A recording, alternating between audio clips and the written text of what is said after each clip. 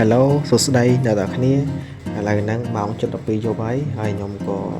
មានកំណត់មួយចង់បង្រៀននៅភាសា Node.js ដែលភាសា Node.js ហ្នឹងគឺឥឡូវហ្នឹងវាពេញនិយមខ្លាំងបំផុតដែរដែលកន្លែងណាគេត្រូវការដែរតាមមើលនៅការផុស recruit របស់គេច្រើនហើយការបង្រៀនរបស់ខ្ញុំហ្នឹងគឺមិនមែនយកលុយកាក់អីទេគឺខ្ញុំនឹងមករៀន free ហើយការបង្រៀនហ្នឹងគឺយើងអាចធ្វើឡើងតាមរយៈ platform ដូចជា YouTube Facebook page Telegram group ឬក៏ TikTok អីជាដើមមែនតើបើសិនអ្នកគ្នាពេញចិត្តអាច comment ម្នាក់មួយ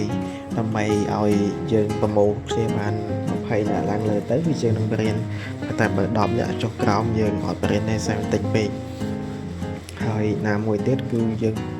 ខ្ញុំរៀនហ្នឹងគឺបានអីទេគឺចង់ចែកម្លែកចំណេះដឹងទៅកាន់គ្នាយើងដែលមិនសូវមាននុយរៀនអញ្ចឹងដើម្បីឲ្យមានលទ្ធភាពក្នុងការរៀន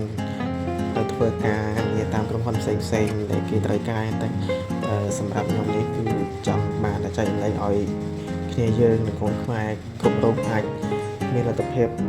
ចេះនៅចំណេះដឹង technology ហ្នឹងទៅប្រហែលអញ្ចឹងទៅហើយការបង្រៀននៅភាសា Node.js របស់យើងហ្នឹងគឺយើងមិនមែនបង្រៀនតែ Node.js ទេគឺយើងអាចនឹងបង្រៀនរហូតទៅដល់ framework របស់វាមានដូចជា Express.js ហើយនិង Next.js អញ្ចឹងទៅហើយយើងក៏មានបន្ថែមទៅលើ database ទៀតដែរដែលមានដូចជា SQL និង NoSQL បន្ថែមទៀតហើយអ្នកគ្នាកុំភ្លេចបើសិនជាចាប់អារម្មណ៍អាច comment ម្នាក់មួយបានខ្ញុំភ្លេចគឺយើងអាចបង្រៀនបន្ថែមរហូតដល់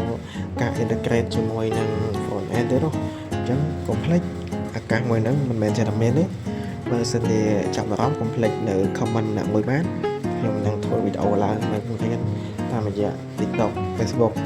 ឬក៏ Telegram ជាដើមអញ្ចឹងអ្នកគ្នាអាច comment ម្នាក់មួយបានដើម្បីជាកម្លាំងចិត្តនៅក្នុងខ្ញុំធ្វើវីដេអូនឹងឡើងអរគុណអ្នកគ្នាកុំភ្លេច follow ម្នាក់មួយសិនផងបើសិនជាពេញចិត្តនៅវីដេអូមួយហ្នឹង